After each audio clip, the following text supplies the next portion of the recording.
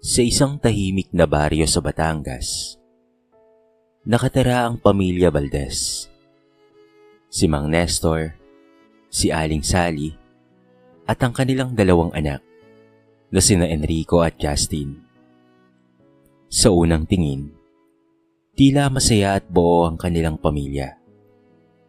Ngunit sa loob ng tahanang iyon, may unti-unting nabubuong pader na naghahati sa puso ng magkapatid. Si Enrico, ang panganay, ay palaging bida sa kanilang bahay.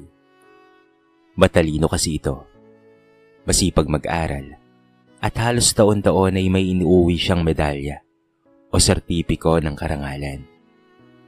Tuwing graduation, siya ang laging laman ng entablado, habang si Mang Nestor naman ay nakatayo sa gilid, abot hanggang tenga ang ngiti. Ipinagmamalaki niya ito sa lahat, sa mga kapitbahay, sa mga kamag-anak, at maging sa mga kasamaan sa trabaho. Yan ang anak kong si Enrico, madalas niyang sabihin. Hindi tulad ng iba, hindi ko pinalaking tamad o mahina ang ulo.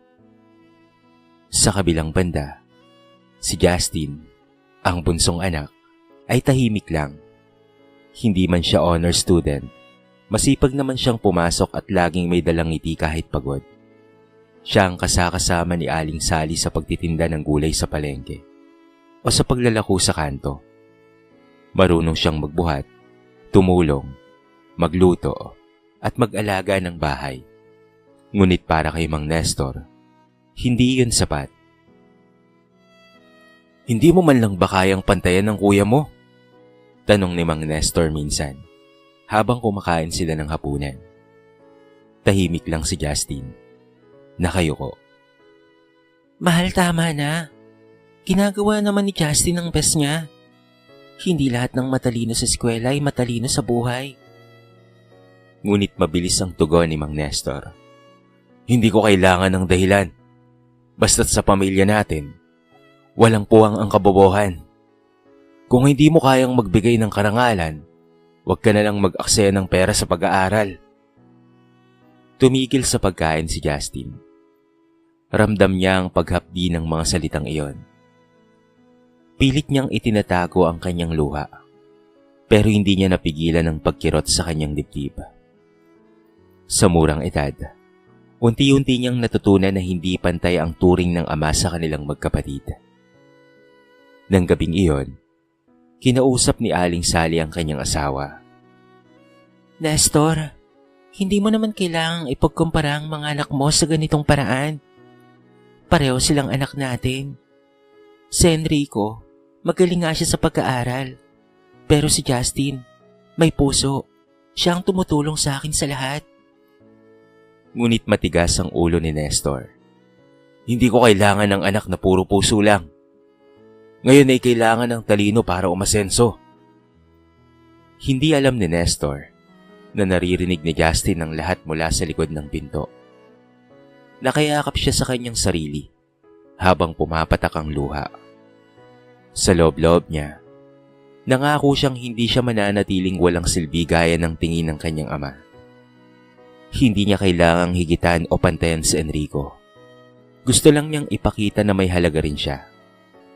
Kinabukasan, habang si Enrico ay inaasikaso ng ama para sa quiz bee, si Justin naman ay nagbuhat ng mga bayong ng gulay papuntang palengke, kasama ang kanyang ina. At sa bawat hakbang niya, dala niya ang mabigat na lungkot. Ngunit kasabay nito, isang tahimik na pangakong babalik na rin niya balang araw, ang tingin ng kanyang ama sa kanya. Lumipas ang ilang taon, at mas lalong lumalim ang agwat sa pagitan ni Enrico at Justin.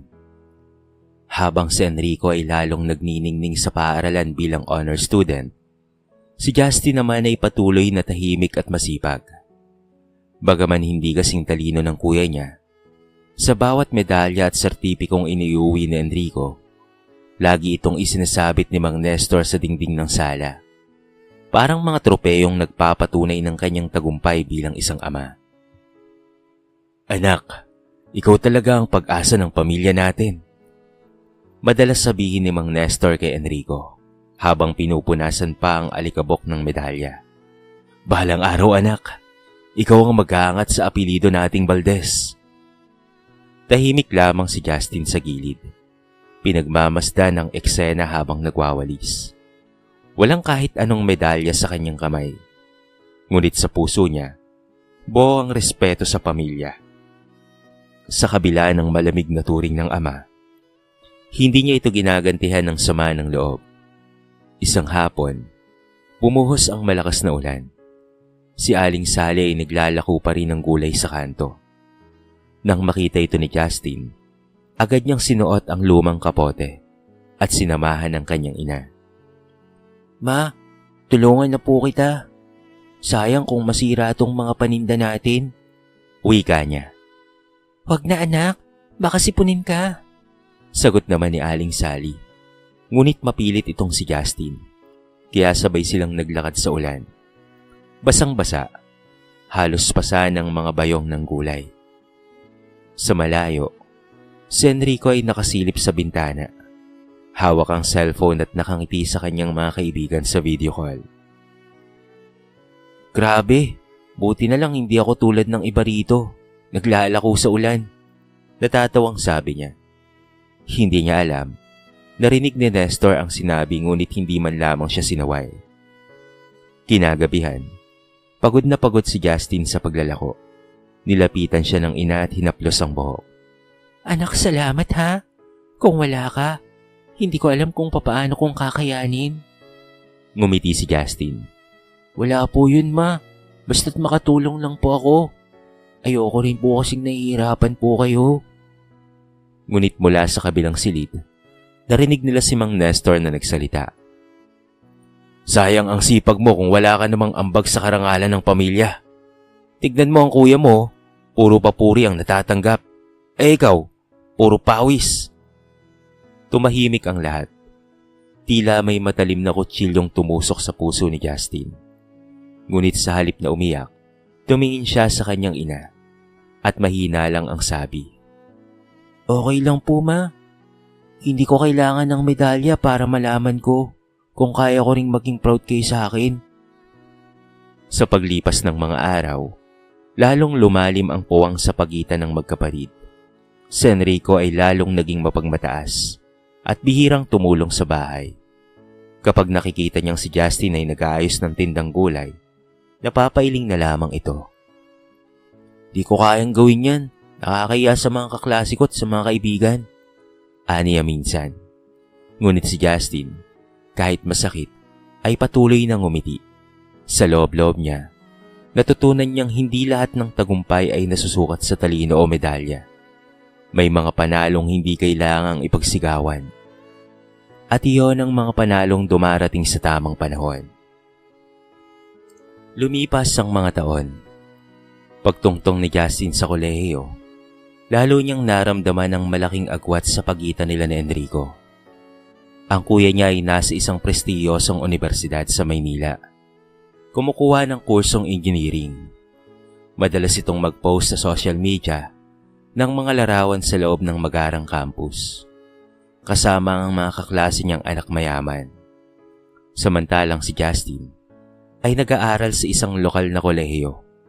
Kumukuha ng kursong business administration at sabay pa ring tumutulong sa kanilang maliit na tindahan ng gulay. Tuwing weekend, habang natutulog pa si Enrico sa malamig na silid nito, si Justin ay gising na ng 5:00 ng umaga. Tinutulungan si Aling Saling mag-ayos ng mga panindang gulay. Pagkatapos ay naglalako bago pumasok sa klase.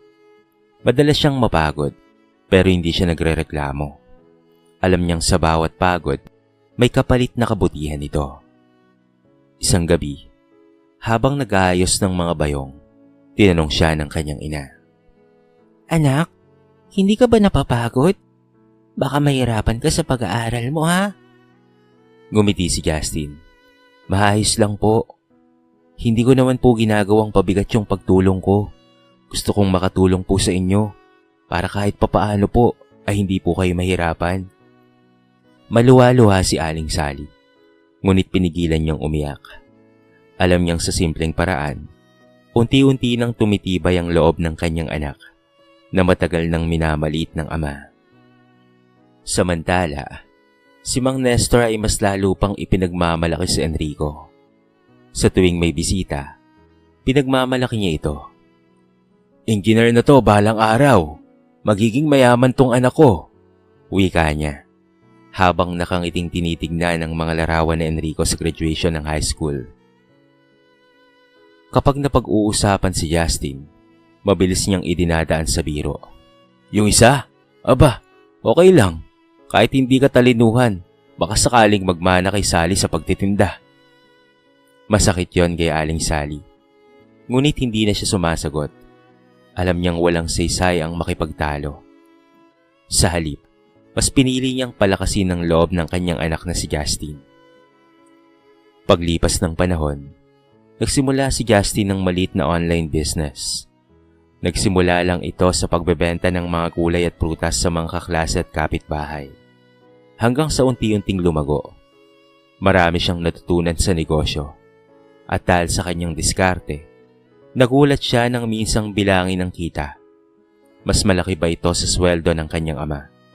Ngunit hindi niya kailanman ipinaalam iyon.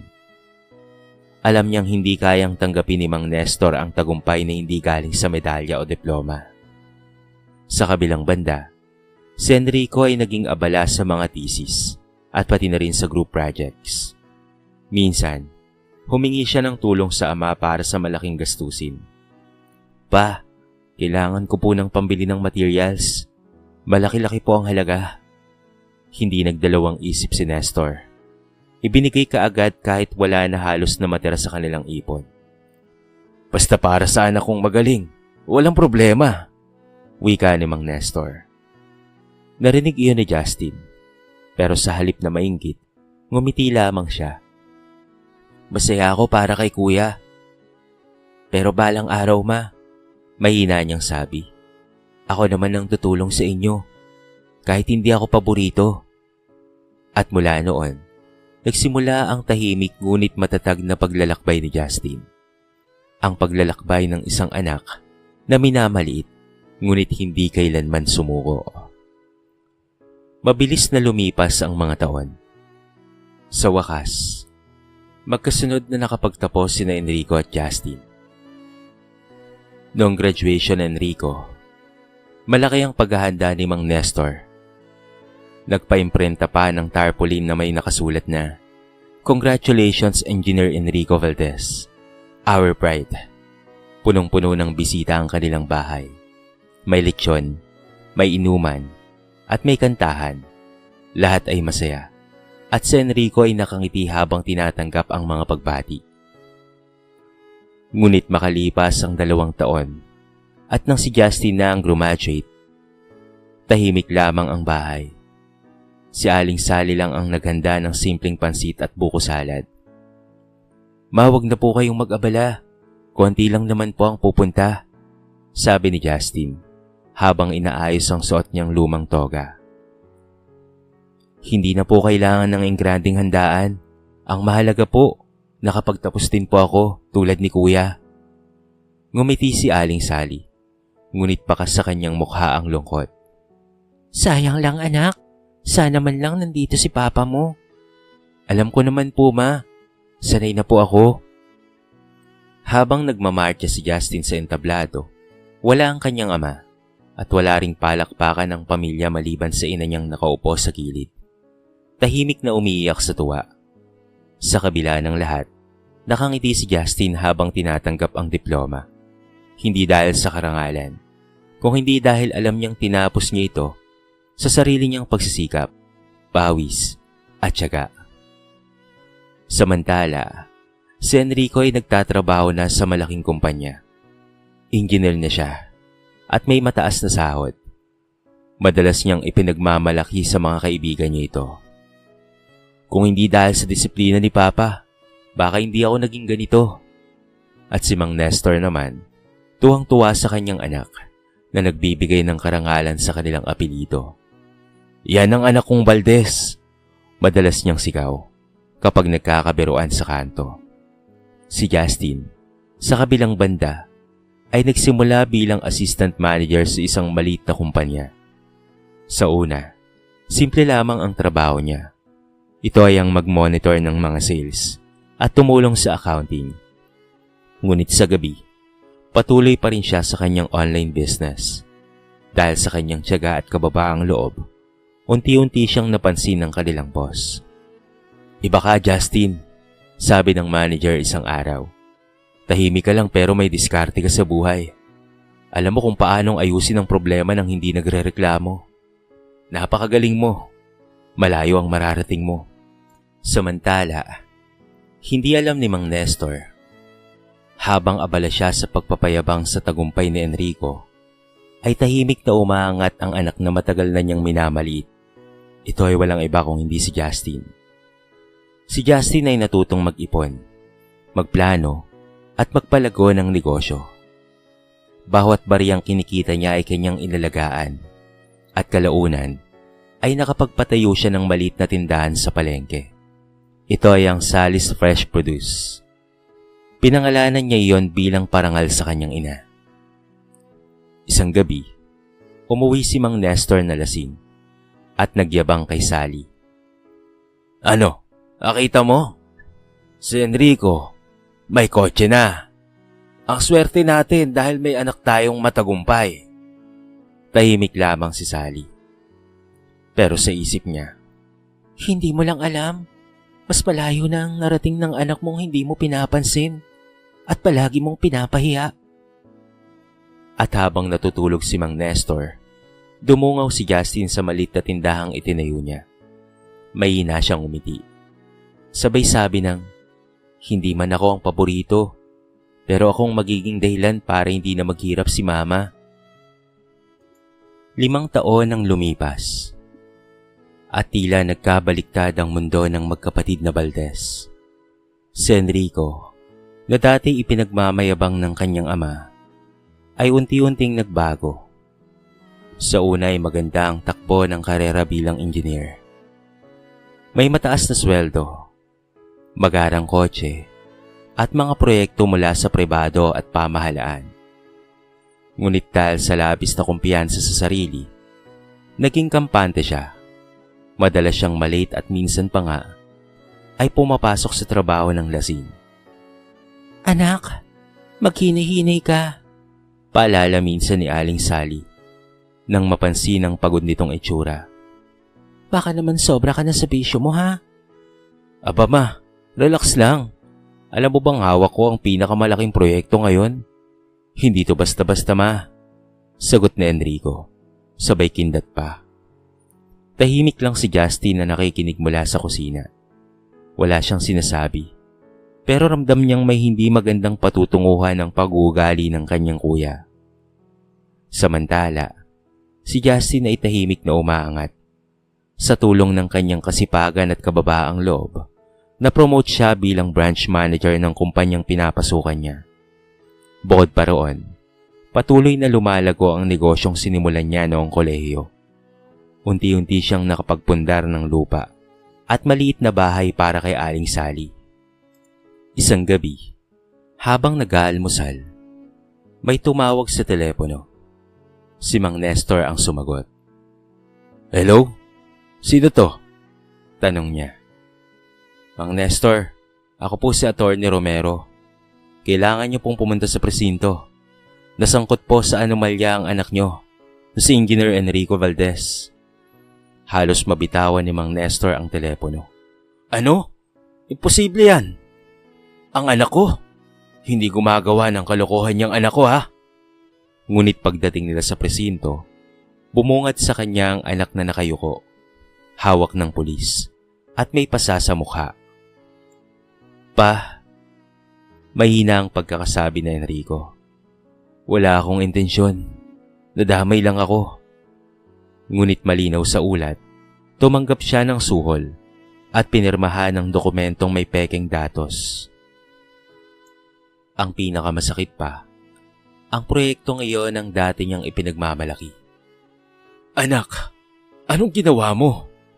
Halos maiyak na tanong ni Mang Nestor. "Sabi ko sa iyo, mag-iingat ka." "Wala akong choice pa. Kailangan ko ng pera para mapanatili yung tingin mo sa akin. Ayoko kasing mapahiya ka. Natahimik si Mang Nestor. Para siyang tinamaan ng kidlat. Ang anak na itinuturing niyang perpekto ay bumagsak dahil sa labis na pressure na siya mismo ang naglagay. Kinailangan ni Enrico ng malaking halaga para makapagpiyansa. Wala silang ipon. Ubos na sa gastusin at sa bisyo ng anak. Sa gitna ng katahimikan, lumapit si Justin at mahina lang ang sabi, "Pa, ako na po ang bahala." Napatingin si Mang Nestor, tila hindi makapaniwala. "Ikaw? Saan ka naman kukuha ng ganong kalaking halaga?" "Hindi na po mahalaga kung saan. Ang importante po, may labas si Kuya." Pagkalipas ng ilang oras, nabayaran ni Justin ang piyansa. Si Enrico ay nakalaya pansamantala. Ngunit sa bawat tingin ni Mang Nestor kay Justin, tila may bigat sa kanyang dibdib. Ang anak na tinatawag niyang walang silbi, siya pa pala ang tutulong sa paborito niyang anak na gumawa ng pagkakamali at kabalbalan. At sa unang pagkakataon, napayoko si Mang Nestor, hindi dahil sa iya sa iba, kung hindi dahil sa iya sa kanyang sarili. Tahimik ang bahay ng mga Valdez ng gabing iyon. Si Enrico ay nakaupo sa sofa.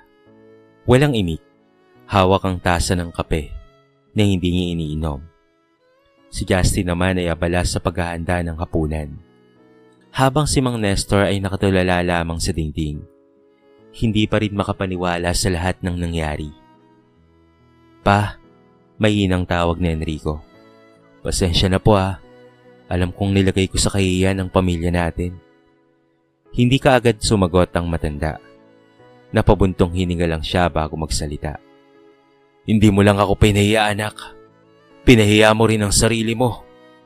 Pero higit sa lahat, pinahiya ko ang sarili ko bilang ama." Tumigil si Justin sa ginagawa. Nilingon niya ang kanyang ama, na ngayon ay nakatingin kay Enrico. Hindi na mayabang, kung hindi puno ng lungkot. "Alam mo, Enrico," patuloy ni Mang Nestor, "lumaki kang akala mo, ikaw lang ang karapat-dapat na hangaan. Binuo ko ang ilusyon na ikaw ang pinakamagaling." Habang si Justin, napahinto siya at tinignan ng kanyang anak. Si Justin ang palagi kong minamaliit. Lumapit si Justin at mainang sinabi, "Pa, huwag niyo pong sabihan ang sarili niyo ng ganyan. Wala po akong sama ng loob. Alam ko pong gusto niyo lamang ang pinakamagandang buhay para sa amin." Ngunit umiling si Mang Nestor. "Hindi anak, mali ako. Ang tunay na magulang, hindi lang nagtuturo ng ambisyon. Dapat tinuturuan rin ng kababaang loob at tamang pagtingin sa kapwa." Nang gabing iyon, unang beses na nakita ni Justin ang kanyang ama na umiiyak. Hindi sa galit, kung hindi sa pagsisisi. "Justin, anak, maraming salamat ha," mahina niyang sabi. "Kung hindi dahil sa'yo, baka tuluyan ang nawasak ang pamilya natin." Kinabukasan, tumigil muna si Enrico sa pagtatrabaho. Pinili niyang humarap sa mga kaso at harapin ang kaparusahan. Sa tulong ni Justin at ng kanilang abogado, naayos ang kaso matapos niyang magbigay ng buong detalye ng katiwaliang kinasangkutan. Hindi siya nakulong, ngunit natanggal siya sa trabaho at pinatawan ng suspensyon. Sa panahong iyon, si Enrico ay madalas na maglakad sa labas ng bahay. Nag-iisip. Minsan ay lumalapit sa kanya si Justin. "Kuya, hindi pa uli ang lahat," sabi niya. "Ang pagkakamali, hindi ibig sabihin katapusan na." Napangiti si Enrico, bagaman may lungkot. "Salamat, Punso ha. Alam mo bang minsan ay naiinggit ako sa'yo?" "Sa akin? Bakit naman, kuya?" "Kasi kahit na anong hirap mo, hindi mo kailanman kinailangang ipakita na magaling ka. Pero eto ka, ikaw pa yung naging sandigan nating lahat." Mula noon, nagsimula si Enrico sa bago. Tinulungan siya ni Justin na makapasok sa maliit na construction firm. Bilang ordinaryong site worker, wala na siyang kotse. Wala na rin siyang karangyaan. Ngunit sa unang pagkakataon, natutunan niyang pahalagahan ang simpleng buhay at ang taong hindi kailangang ipagmalaki tulad ng kanyang ama at kapatid. Samantala, si Mang Nestor ay tila gumaan ng loob. Madalas na niyang kausapin si Justin. Pinupuri sa bawat tagumpay. Minsan pa nga ay nagbiro siya. Kung alam ko lang na ganito ka anak, sana ikaw na lang ang pinagyabang ko noon. Ngumiti si Justin. Hindi po kailangan pa. Mas masarap pong pahalagaan sa tahimik na paraan. At tama na po yung ganyang mga pagpapahalaga. Hindi po importante yan.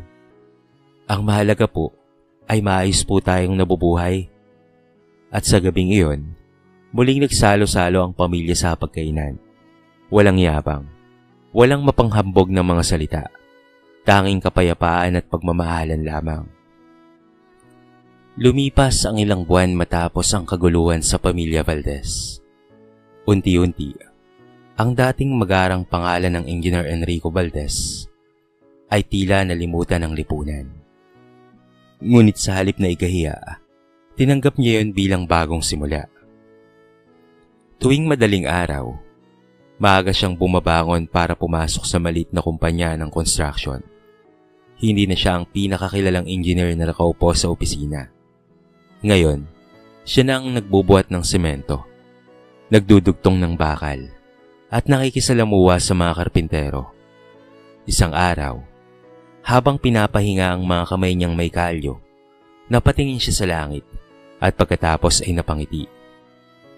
Ganito pala ang tunay na buhay, bulong niya. Mas mabigat, pero mas totoo. Samantala, si Justin ay patuloy sa pagpapatakbo ng kanyang maliit na negosyo. Isang agri-supply store na nagsimula lamang sa ilang sako ng bini at pataba noong siya ay estudyante pa. Dahil sa kanyang kasipagan at tapat na serbisyo, lumago ito at kalaunan ay nagkaroon ng 3 sangay sa iba't ibang bayan. Hindi niya kailanman ipinagmalaki ang tagumpay na iyon. Ang tanging gusto niya ay makatulong sa mga magsasaka at mabigyan ng hanap buhay ang mga kabataan sa kanilang lugar. Isang umaga, dinala ni Justin ang kanyang mga magulang sa bagong bukas na sangay ng negosyo. Pa, ma, sabi niya habang nakangiti. Gusto ko po kayong ipasyal dito.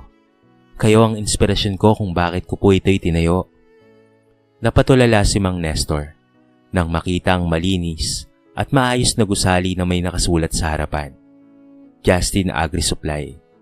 Honesty and hard work grow here. Hindi nakapagsalita ang matanda. Lumapit siya sa anak at niyakap ito ng mahigpit. Anak, kung alam mo lang kung gaano kong pinagsisisihan ng lahat, dapat pala noon pa, ikaw na ang hinangaan ko. Ngumiti si Justin, bagaman may luha sa mga mata. Hindi po ako nagtagumpay para ipamukha sa inyo ang pagkakamali nyo pa. Ginawa ko po ito dahil gusto ko pong ipakita na kahit hindi ako kasing talino ni Kuya, kaya kong gumawa ng tama sa sariling paraan. Tumango si Mang Nestor habang patuloy ang pag-agos ng luha sa kanyang pisngi. Sa tabi nila, si Enrico ay tahimik na nakamasid. Lumapit siya at hinawakan ang balikat ng kapatid. Bunso, sabi niya, salamat sa pangalawang pagkakataon na ikaw ang totoong Valdez, hindi dahil sa medalya, kung hindi dahil sa puso. Mula noon, naging maganda ang samahan ng magkapatid. Tinulungan ni Enrico si Justin sa pagpapalawak ng negosyo. Sa tulong ng kanyang kaalaman bilang engineer, gumawa sila ng mga makabagong greenhouse at irrigation system para sa mga magsasaka. At si Mang Nestor, araw-araw siyang nasa tindahan, nagbabantay ng mga customer. Hindi na siya ang dating mahigpit at mapagmataas na ama. Madalas pa nga niyang sabihin sa mga suki, yung bunso ko, siya ang nagturo sa akin kung ano ang tunay na tagumpay. Hindi sa pamamagitan ng medalya, hindi sa titulo, kung hindi sa puso at kababaang loob. Sa huling bahagi ng kanilang kwento, muling nagsama-sama ang pamilya Valdez sa simpleng hapunan. Walang mas mataas, walang mas mababa. Ang bawat isa ay pantay. Dahil sa huli, natutunan nilang ang tunay na halaga ng pamilya ay hindi nasusukat sa karangalan, kung hindi sa pag-ibig at pagtanggap. At habang nakatingin si Nestor sa kanyang mga anak, may hinaan niyang nasambit. Hindi ko man mababago ang nakaraan, pero salamat dahil binigyan niyo ako ng pagkakataong maging mas mabuting ama sa kasalukuyan. Sa kwentong ito ay marami tayong mapupulot na aral. Ang bawat anak ay may kanya-kanyang kakayahan. Hindi lahat ay kailangang maging may unang karangalan o profesional upang maging matagumpay. May mga anak na nagtatagumpay sa sariling paraan. Tahimik man, ngunit totoo at matatag. Ang pagkukumpara ay lason lamang sa pamilya. Kapag ang magulang ay nagtatangi ng isa, unti-unting nababasag ang tiwala at samahan ng magkakapatid. Dapat ay pareho silang kinagabayan, hindi pinaglalaban at hindi pinagkukumpara. Ang tagumpay ay hindi nasusukat sa medalya o titulo. Ang tunay na tagumpay ay ang pagkakaroon ng busilak na puso, kababaang loob at kakayaang tumulong sa iba kahit walang hinihinging kapalit. Ang pagkakamali ay daan sa pagbabago. Tulad ni Enrico, kahit nagkamali siya, nagkaroon pa rin ng pagkakataong magbagong buhay. Walang huli para sa taong handang magpakumbaba. Ang pagmamahal ng isang anak ay walang kapalit. Si Justin ay patunay na kahit gaano siya minamaliit, pinili pa rin niyang magmahal, magpatawad at tumulong sa kanyang pamilya. Ang pinakamagandang aral sa pagiging magulang, huwag mong sukatin ang halaga ng anak mo batay sa mga tropeyo o titulo. Mas mahalagang turuan silang maging mabuting tao kaysa maging sikat o mas maging matalino. Dito na po nagtatapos ang ating maiksing kwento sa araw na ito. Sana po ay nagustuhan nyo at sana po ay kinapulutan nyo ng maraming aral. Kayo mga kabarangay, ano po ang masasabi nyo sa ating kwento? I-comment nyo naman po sa baba ang inyong mga reaksyon at babasahin natin ang lahat ng yan. I-comment nyo na rin kung taga saan kayo para naman malaman ko kung hanggang saan nakaabot ang video na ito. Paki-like and share na rin po ang ating kwento para mapakinggan rin ng iba. At kung bago ka pa lamang sa ating channel, baka naman pwedeng pakihit ang subscribe button at bell notification button para palagi kang updated sa mga bago nating upload na katulad nito. So paano mga kabarangay? Hanggang sa muli, thank you so much and peace out!